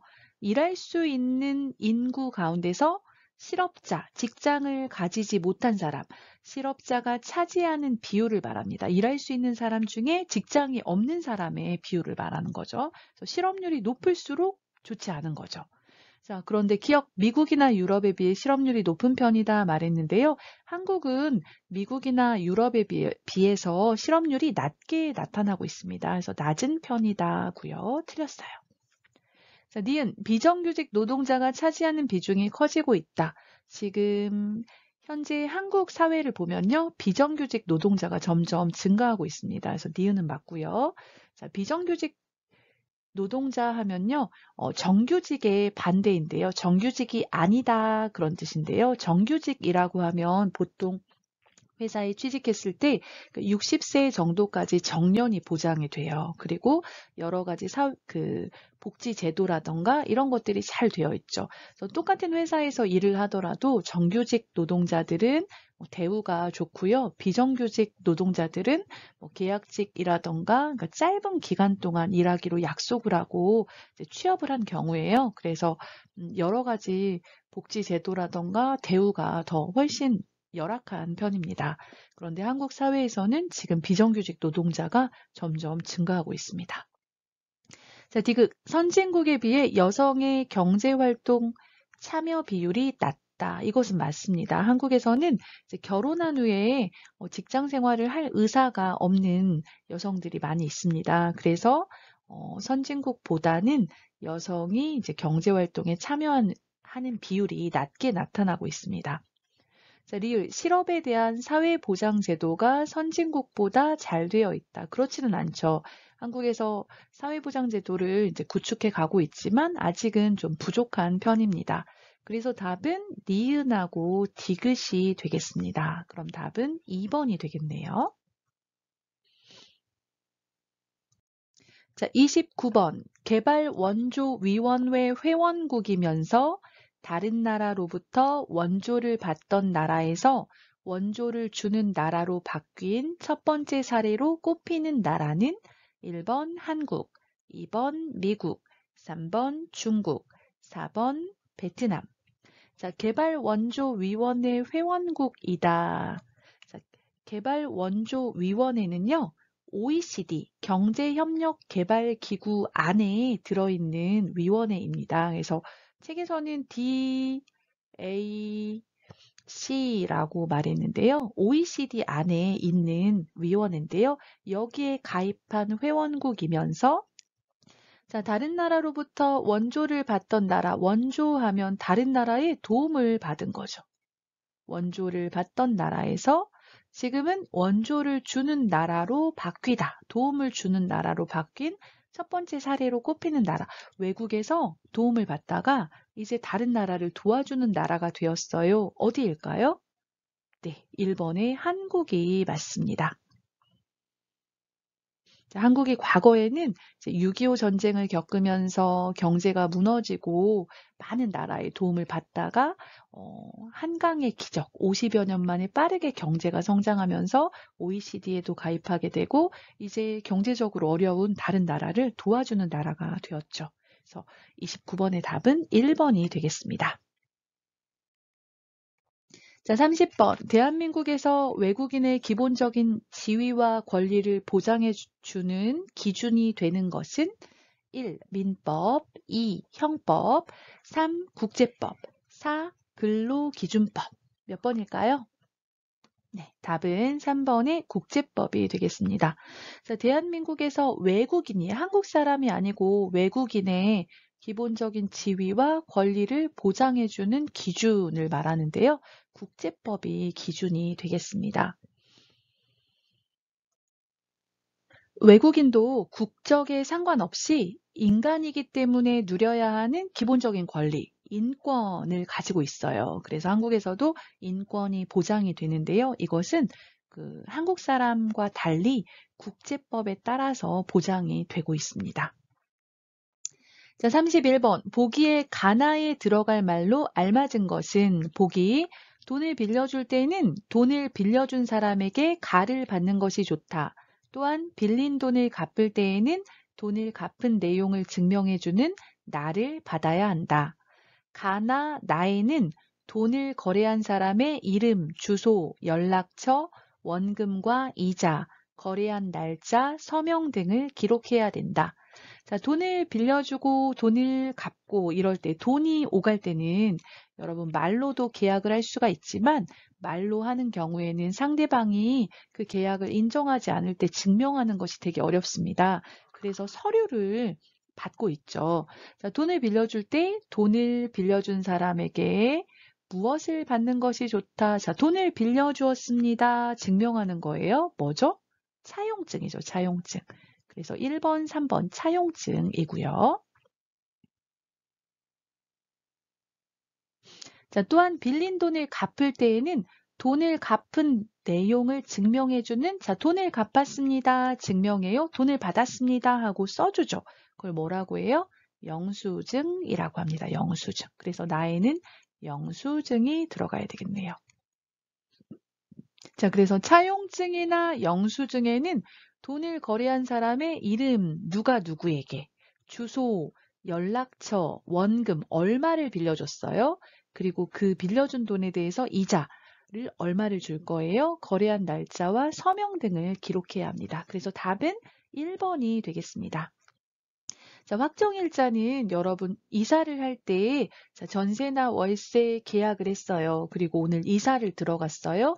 이사한 날 계약서를 가지고 행정복지센터에 가서 이사해서 들어왔다는 걸 증명하는 날짜를 받는 거예요. 그래서 동주민센터나 행정복지센터에 계약서를 가지고 가셔서 확정일자를 받으시면 됩니다. 이 확정일자를 받아두시면 나중에 뭐 집주인이 뭐 경제적인 문제 때문에 집이 경매로 넘어가거나 그럴 때 나의 보증금을 먼저 받을 수 있는 조건이 되는 거죠. 그래서 확정일자도 우리 책에 나오니까 여러분 알아두시는 게 좋을 것 같습니다. 자, 32번 고려의 왕건에 대한 설명으로 옳은 것은 1. 궁예와 함께 나라의 이름을 고려로 바꾸었다. 2. 고조선을 계승한다는 의미로 고려라고 지었다. 3. 후백제의 항복을 받은 뒤 신라를 공격하여 통일하였다. 4. 백성의 생활을 안정시키려고 세금을 10% 이상 거두지 못하게 했다. 자, 1번부터 살펴볼게요. 궁예와 함께 나라의 이름을 고려로 바꾸었다? 그렇지 않죠. 원래 왕건은 궁예의 신하였어요. 그런데 궁예를 몰아내고 그 다음에 이름을 고려로 바꾸었습니다. 그래서 궁예와 함께 아니고 궁예를 몰아낸 후에 이제 왕건이 이름을 고려라고 바꾸었죠. 후 고구려였었는데 고려라고 바꾸었습니다. 자, 2번 고조선을 계승한다는 의미로 고려라고 지었다. 고조선이 아니고요. 고구려죠. 고구려를 계승한다는 의미로 려를 빼고 고려라고 지었습니다. 자, 3번 후백제의 항복을 받은 뒤 신라를 공격하여 통일하였다. 이렇게 썼는데요. 이게 아니고요. 신라의 항복을 받은 후 후백제를 공격하여 순서가 바뀌었네요. 후백제를 공격하여 통일을 하였다가 맞습니다. 자, 왕건은 백성의 생활을 안정시키려고 세금을 10% 이상 거두지 못하게 했습니다. 답은 4번이 맞습니다. 뭐 전쟁과 여러 가지로 백성들의 생활이 이제 힘들어졌는데요. 과거에는 10% 이상 세금을 거두었었나 봐요. 근데 왕건은 세금을 거둘 때 10% 이상은 거두지 못하도록 했다고 합니다. 그래서 32번의 답은 4번이 되겠습니다. 자, 33번. 보기의 내용 중 세종대왕에 대한 설명으로 옳은 것을 모두 고른 것은 보기, 기역, 훈민정음을 창제하였다. 니은, 거북선을 만들어 일본군을 막았다. 디귿, 나라를 다스리는 법전인 경국대전을 완성하였다. 리을, 과학기술을 발전시켜 농사를 잘 지을 수 있게 하였다. 자, 한번 살펴볼까요? 세종대왕 하면 조선의 왕인데요. 한국 사람들이 가장 훌륭한 왕이다 생각하는 왕입니다. 자, 세종대왕의 업적 중에 중요한 게 한글, 훈민정음을 만든 거죠. 그래서 기억은 맞습니다. 훈민정음을 창제하였다.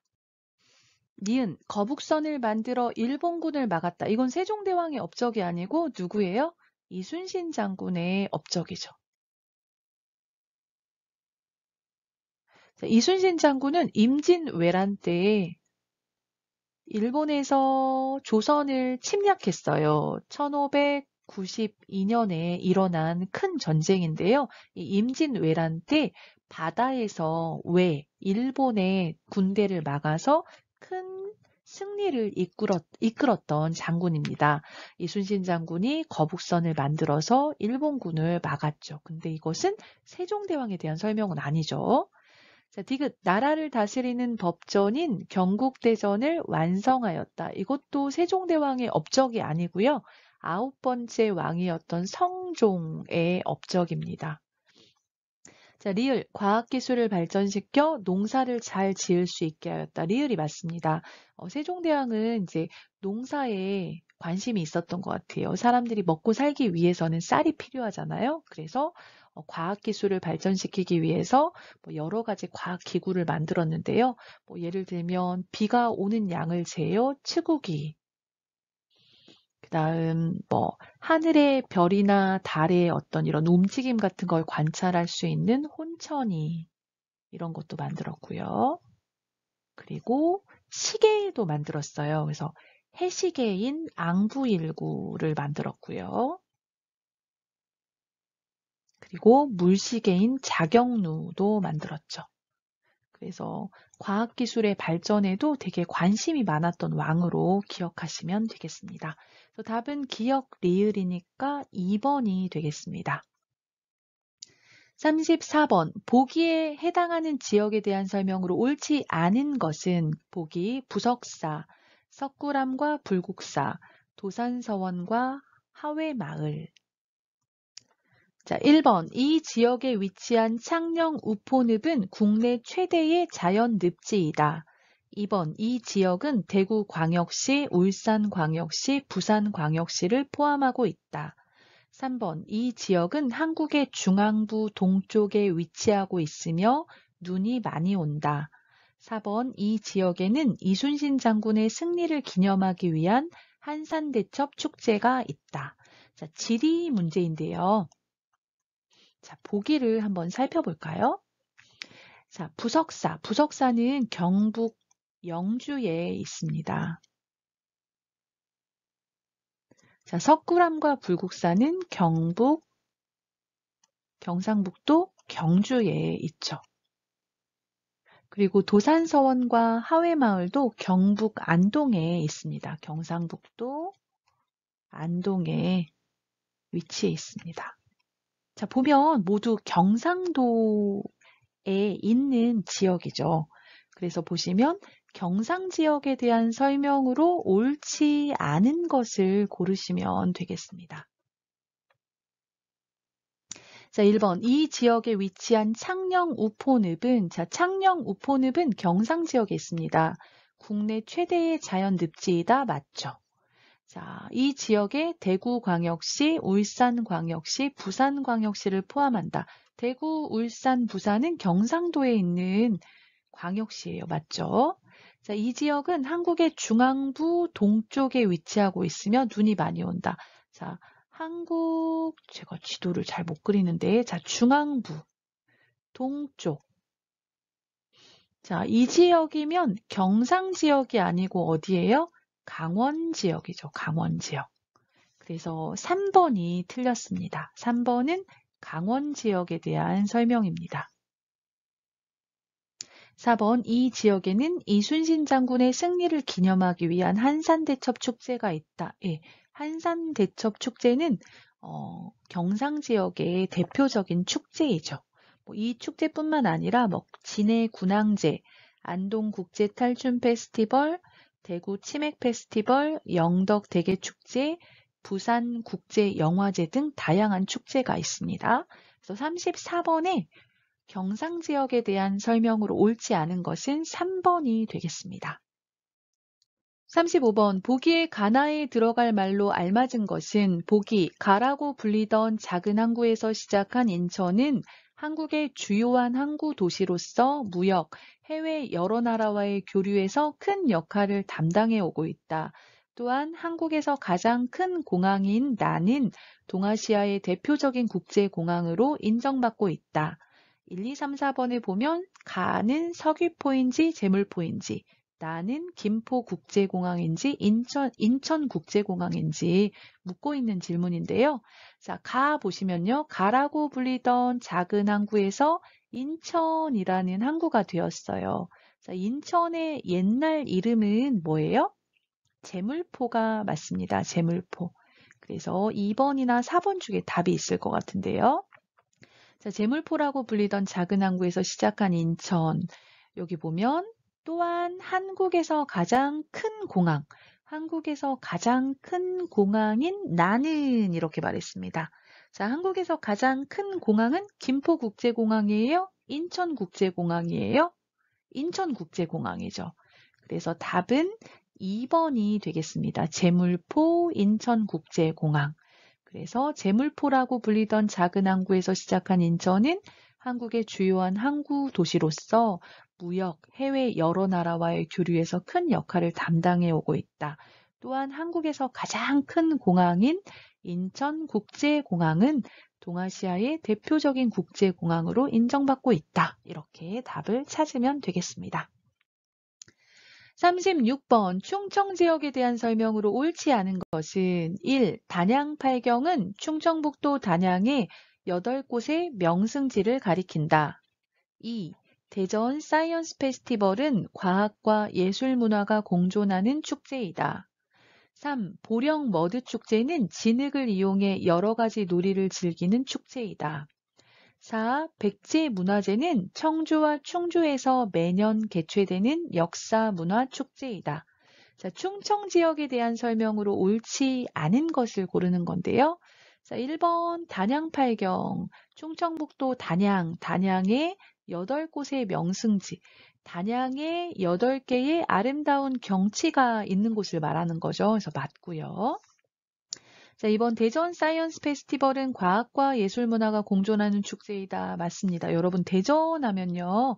과학 기억하셔야 돼요. 과학. 대전은 과학. 키워드가 과학입니다. 그래서 사이언스 페스티벌 축제 이름도 보면 사이언스, 과학이 들어가 있죠. 그래서 과학이 중요하다 기억하시면 되겠고요. 3번 보령 머드 축제는 진흙을 이용해서 머드가 진흙이잖아요. 진흙을 이용해 여러 가지 놀이를 즐기는 축제이다. 네. 머드 축제에 가면 뭐 머드 씨름 대회도 있고 머드 미끄럼틀 타기도 있고 여러 가지 놀이가 있다고 합니다. 자, 4번 백제문화제는 청주와 충주에서 매년 개최되는 역사문화축제이다.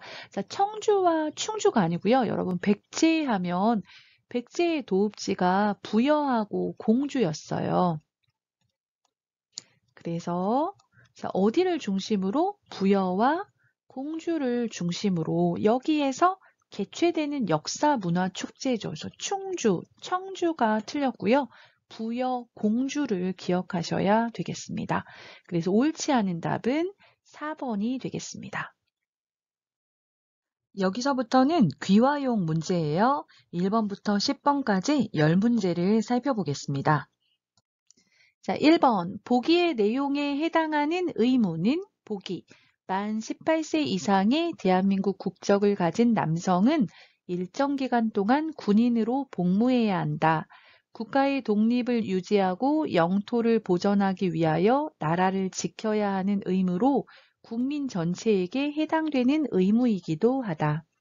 1번 국방의 의무, 2번 근로의 의무, 3번 교육의 의무, 4번 납세의 의무. 자, 보기에서 말하고 있는 의무는요. 자, 먼저 보시면 만 18세 이상 대한민국 국적을 가진 남성은 일정 기간 군인으로 복무해야 된다. 군대에 가야 된다. 이야기하고 있죠. 자, 군대에 가요. 나라를 지키는 의무죠. 또 두 번째 보시면 국가의 독립을 유지하고 영토, 나라의 땅을 보호하기 위해서 나라를 지켜야 하는 의무로 국민 전체에게 해당하는 의무이기도 하다. 자, 나라를 지켜야 돼요. 이걸 국방의 의무라고 하죠. 여러분 조심하셔야 되는 게 국방의 의무는 대한민국 남성에게만 있는 게 아니고 대한민국 여성에게도 함께 있습니다. 그래서 국민 전체에게 있는 거죠. 물론 군대에 가는 것은 남성만 해당하지만 군대에 가는 것뿐만 아니라 나라를 지키기 위해서 뭐 해야 되는 여러 가지 역할들이 있어요. 그래서 남성에게만 국한된 것이 아니고 여성도 동일하게 가지고 있다. 기억하시면 좋겠습니다. 자, 근로의 의무는 일할 능력이 있는 사람이 집에서 놀면 안 되고 일을 해야 하는 의무를 말합니다.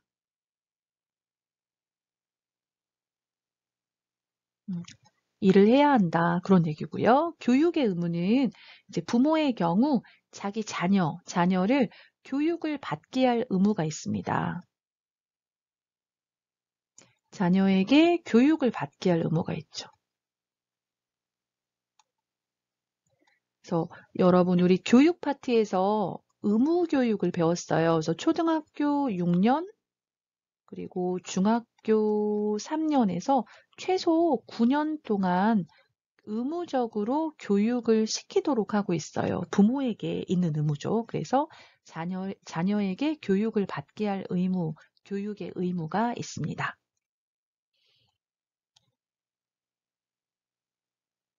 자, 네 번째는 납세의 의무인데요. 납세의 의무는 세금을 내야 하는 의무입니다.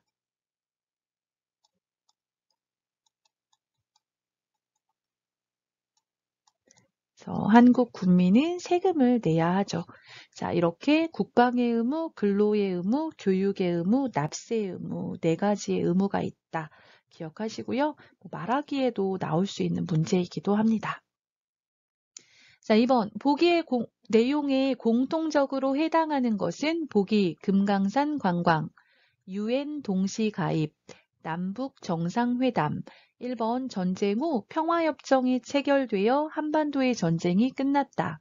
2번 남과 북은 긴장과 갈등을 유지하며 서로 대립하고 있다. 3번 남북 관계를 발전시키며 평화와 통일을 향해 나아가고 있다. 4번 남북 관계는 북한의 핵 문제 등으로 여전히 어려움을 겪고 있다. 자, 남한과 북한의 관계에 대해서 보기에서 말하는 내용이 어떤 것을 의미하는지 물어보는 문제인데요. 네, 남한과 북한은 갈등을 하면서 오기도 하고요. 또 때로는 이제 관계가 좋아져서 화해 모드를 유지하기도 하죠. 자, 근데 보기에 나오는 거 보시면요. 금강산 관광, 남한 사람들이 북한의 금강산에 여행을 갔었어요. 그리고 UN 동시 가입, 이거는 1991년에 있었는데요. 북한하고 남한이 함께 가입을 했었습니다. 그리고 남북 정상회담, 여러 차례 남북 정상회담이 있었죠. 2000년, 그리고 2007년, 그리고 2018년에서 여러 차례의 남북 정상회담이 있었는데요. 자, 세 가지 사건을 보면 남한과 북한의 관계가 좋아진 모습을 볼 수가 있어요. 그럼 답을 한번 살펴보겠습니다. 자, 전쟁 후 평화협정이 체결되어 한반도의 전쟁이 끝났다. 아직 평화협정이 체결되지 않았습니다.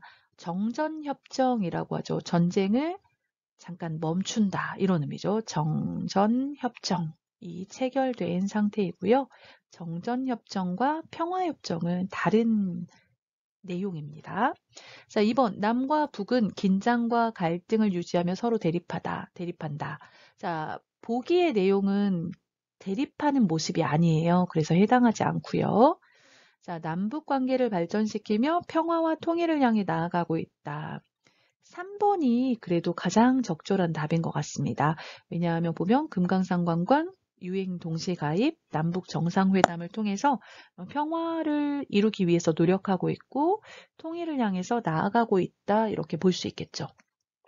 자, 4번 남북 관계는 북한의 핵 문제 등으로 여전히 어려움을 겪고 있다. 이 내용 자체는 맞는데 보기와는 관련이 없는 거죠. 그래서 맞지 않는 답입니다. 답은 3번이 되겠습니다. 자, 3번. 보기의 내용에 해당하는 제도는 보기 국가나 지방자치단체에서 선거 비용의 일부를 지원한다.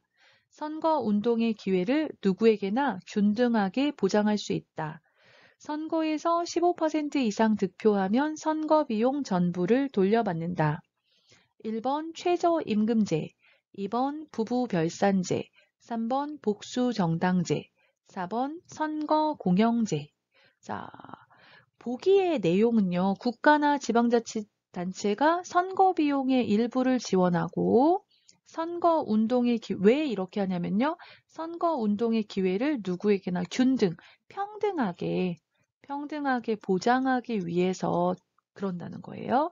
그래서 이 제도에서 보면 15% 이상 득표하면 선거 비용 전부를 돌려줍니다. 자, 이거 선거를 공정하게 하기 위해서 만들어 놓은 제도예요. 그래서 답은 4번의 선거 공영제가 되겠습니다. 그래서 15% 이상 득표하면 선거 비용 전부 100%를 돌려받고요. 10%에서 15%가 안 돼요. 15%가 안 되면 50%를 돌려받습니다. 선거 공영제 기억하시면 되겠고요. 자, 최저임금제는 이제 회사에 취직할 때 근로 계약을 맺을 때 임금을 자유롭게 정할 수 있는데 너무 적게 임금을 정하는 경우에 생활을 할 수가 없어요. 그래서 두 사람의 계약에 의해서 임금을 정할 수 있지만 최소한의 이 정도의 임금은 받아야 된다 해서 매년 최저임금이 얼마인지 발표를 하고 있어요. 그래서 1시간에 올해 같은 경우는 8,720원 이런 거죠. 그래서 최저임금을 결정하고 있습니다. 최저임금제입니다. 2번 부부별산제는 부부이지만 각자 재산을 가질 수 있어요.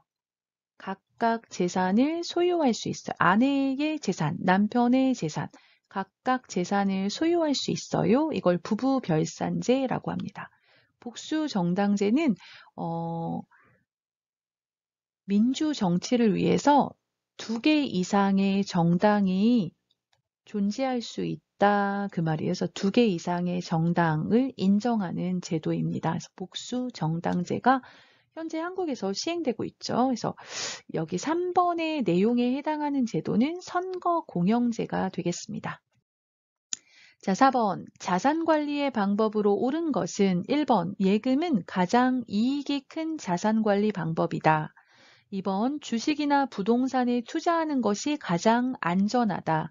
3번. 주식은 채권보다 수익은 낮지만 좀 더 안전한 투자 방법이다.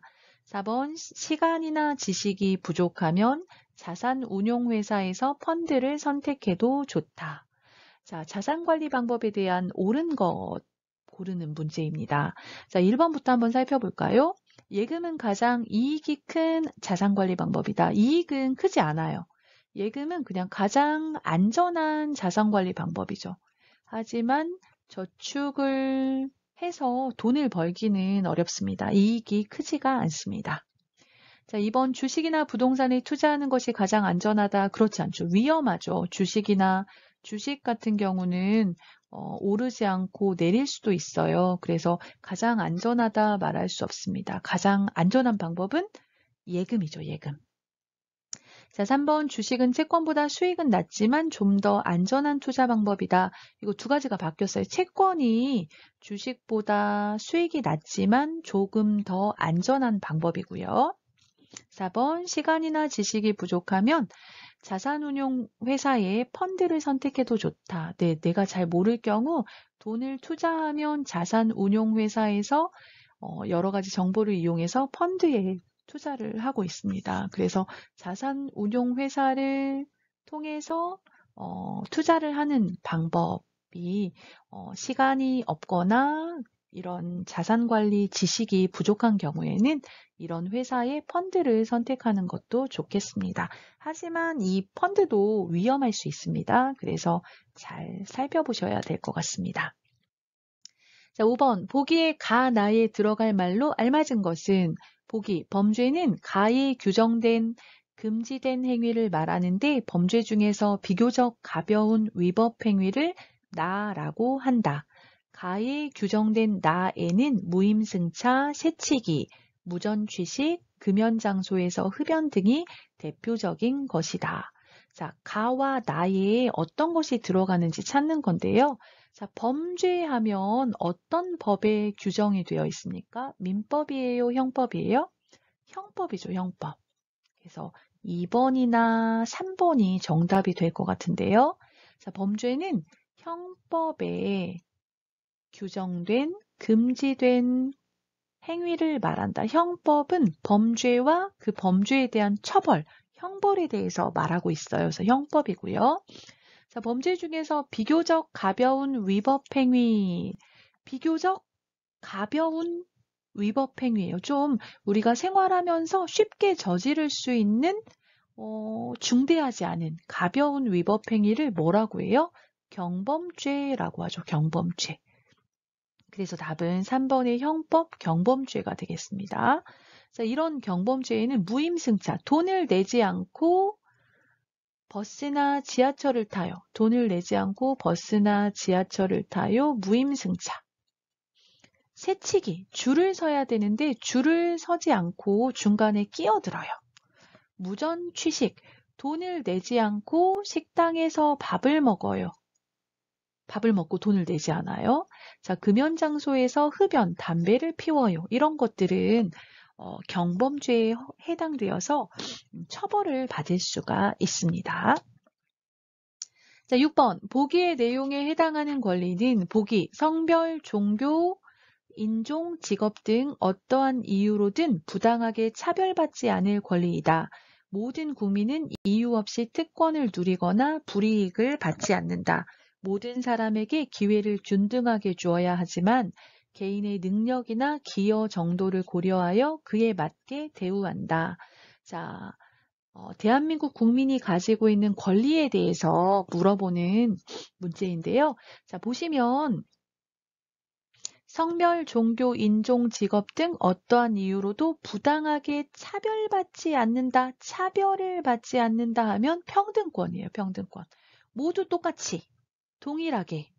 여기 또 두 번째 줄 보시면 기회를 균등하게 주어야 한다 말했어요. 그래서 기회를 똑같이 줘야 한다. 하지만 무조건 똑같이는 아니고요. 개인의 능력이나 기여 정도를 고려해서 기여 정도가 많은 경우에는 그에 맞게 대우할 수 있습니다. 그래서 차별받지 않을 권리 하면 평등권이 되겠습니다. 자, 자유권은 자유를 제한받지 않을 권리예요. 자유를 제한받지 않을 권리 또는 자유를 침해받지 않을 권리를 말합니다. 국가기관이 국가 권력에 의해서 개인의 자유가 침해받지 않을 권리를 자유권이라고 하고요. 사회권은 인간다운 생활을 할 수 있는 최소한의 수준을 보장받을 권리를 말해요. 그래서 이 사회권은 복지제도하고 관계가 있습니다. 복지제도나 사회보장보험 이런 것들과 관계가 있어요. 그래서 최소한의 인간다운 삶을 보장받을 권리, 그래서 뭐 교육을 받을 권리, 또는 뭐 깨끗한 환경에서 살 권리, 뭐 이런 것들도 있고요. 경제적으로 어려운 경우에 그 공공 부조를 해주잖아요. 그런 것들이 사회권에 해당이 됩니다. 그래서 참정권은 정치에 참여할 권리를 말해요. 그래서 뭐 투표를 할 수 있는 선거권, 이거 참정권이고요. 뭐 선거에 출마할 수 있어요. 이런 것도 참정권으로 보시면 되겠습니다. 자, 여기에 하나 더 있죠. 뭐가 있나요? 청구권이 있습니다. 자, 청구권은 자유권, 사회권, 참정권, 평등권이 침해를 받았을 때, 침해를 당했을 때 국가를 상대로 일정한 요구를 할 수 있는 권리입니다. 나의 권리가 침해가 되었는데 이 문제를 해결해달라. 재판을 신청할 수 있고 또 국가에게 일정한 요구를 할 수 있는 권리를 청구권이라고 합니다.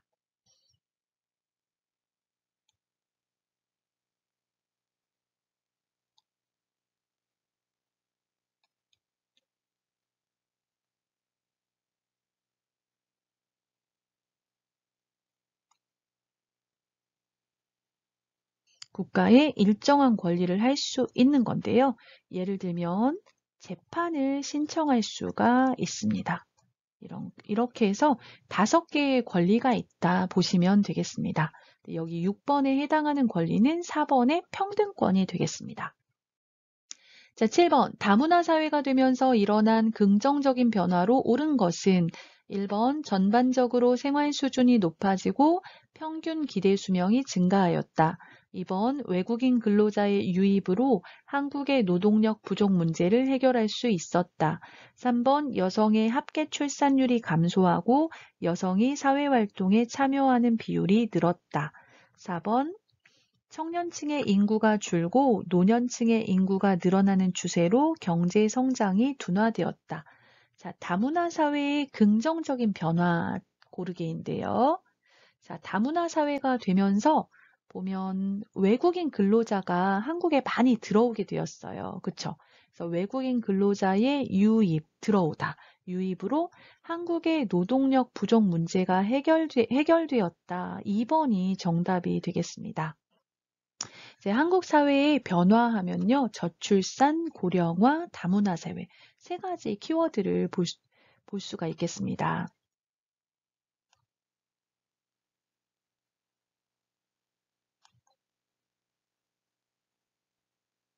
첫 번째가 저출산.